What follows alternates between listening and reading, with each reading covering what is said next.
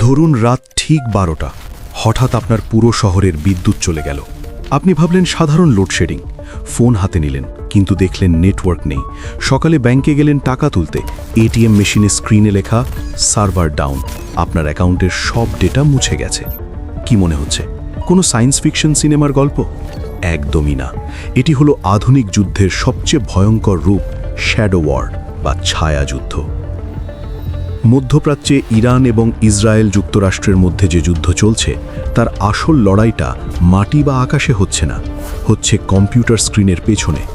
এখানে কোনো সেনা মারা যায় না, কিন্তু পুরো একটা দেশের অর্থনীতি সেকেন্ডের মধ্যে পঙ্গু হয়ে যেতে পারে।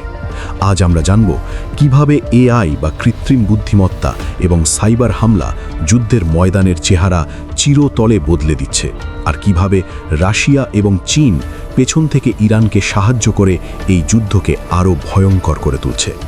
আধুনিক এই ছায়াযুদ্ধের শুরুপা হয়েছিল আজ থেকে প্রায় ১.৫ দশক আগে। ২০১০ সালে ইসরায়েল এবং যুক্তরাষ্ট্র মিলে স্টাক্সনেট নামের একটি কম্পিউটার ভাইরাস তৈরি করেছিল।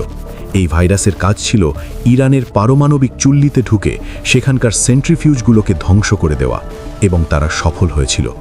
ইতিহাসে সেটাই ছিল প্রথম কোনো ডিজিটাল অস্ত্র দিয়ে ভৌত স্থাপনা ধ্বংস করার ঘটনা। কিন্তু বর্তমান সময়ে এসে সেই যুদ্ধ আরও কয়েক ধাপ এগিয়ে গেছে। এখনকার সবচেয়ে বড় অস্ত্রের নাম জিরো ডে ভালনারেবিলিটি। এটি হলো উইন্ডোজ, আইওএস বা অ্যান্ড্রয়েড সিস্টেমের এমন সব গোপন ত্রুটি যা খোদ ওই কোম্পানিগুলোর ইঞ্জিনিয়াররাও জানে না। হ্যাকাররা ডার্ক ওয়েবে মিলিয়ন মিলিয়ন ডলারে এই ত্রুটিগুলো কেনে এবং শত্রুপক্ষের সিস্টেমে ঢুকে পড়ে। ভাবুন তো, কোনো দেশের ওয়াটার ট্রিটমেন্ট প্ল্যান্ট হ্যাক করে যদি পানিতে অতিরিক্ত কেমিক্যাল মিশিয়ে দেওয়া হয়, তবে এক রাতেই লাখ লাখ মানুষ মারা যেতে পারে। আগে শত্রুকে খুঁজতে গুপ্তচর পাঠানো হতো, আর এখন পাঠানো হয় এআই অ্যালগোরিদম। ইসরায়েলের মিলিটারি ইন্টেলিজেন্সের অন্যতম ভয়ঙ্কর একটি এআই সিস্টেমের নাম ল্যাভেন্ডার বা দ্য গসপেল। একজন মানুষের পক্ষে হাজার হাজার ছবি বা ডেটা বিশ্লেষণ করে শত্রুর অবস্থান বের করতে কয়েক মাস লেগে যায়। কিন্তু এই এআই সিস্টেম সেকেন্ডের মধ্যে lakh lakh satellite image, WhatsApp message, location data এবং সিসিটিভি ফুটেজ অ্যানালাইসিস করে বলে দেয় ঠিক কোন বিল্ডিংয়ের কোন ঘরে শত্রুপক্ষের কমান্ডার লুকিয়ে আছে।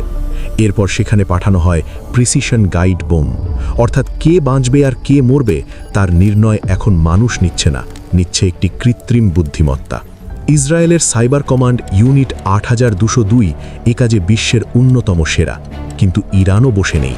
ইরানের নিজস্ব সাইবার কমান্ড এবং মাডি ওয়াটারের মতো হ্যাকার গ্রুপগুলো পশ্চিমা দেশগুলোর ইনফ্রাস্ট্রাকচারে প্রতিনিয়ত হামলা চালিয়ে যাচ্ছে। এখানে একটি বড় প্রশ্ন আসে, ইসরায়েল বা যুক্তরাষ্ট্রের মতো এত উন্নত স্যাটেলাইট নেটওয়ার্ক বা এআই প্রযুক্তি তো ইরানের নেই, তাহলে তারা এত নিখুঁতভাবে মার্কিন ঘাঁটি বা ইসরায়েলি স্থাপনায় মিসাইল হামলা চালাচ্ছে কিভাবে? ঠিক এখানেই প্রবেশ করে রাশিয়া এবং চীন। পশ্চিমা বিশ্বের নজরদারি ফাঁকি দিতে চীন এবং রাশিয়া তাদের নিজস্ব মিলিটারি গ্রেড স্যাটেলাইট ডেটা দিয়ে ইরানকে সরাসরি সাহায্য করছে। জিপিএস হলো আমেরিকার তৈরি, তাই যুদ্ধের সময় আমেরিকা চাইলে জিপিএস সিগন্যাল জ্যাম করে ইরানের মিসাইলগুলোকে অন্ধ করে দিতে পারে। কিন্তু ইরান এখন আর শুধু জিপিএসের উপর নির্ভরশীল নয়, তারা ব্যবহার করছে রাশিয়ার গ্লোনস এবং চীনের বেইদু স্যাটেলাইট ন্যাভিগেশন সিস্টেম।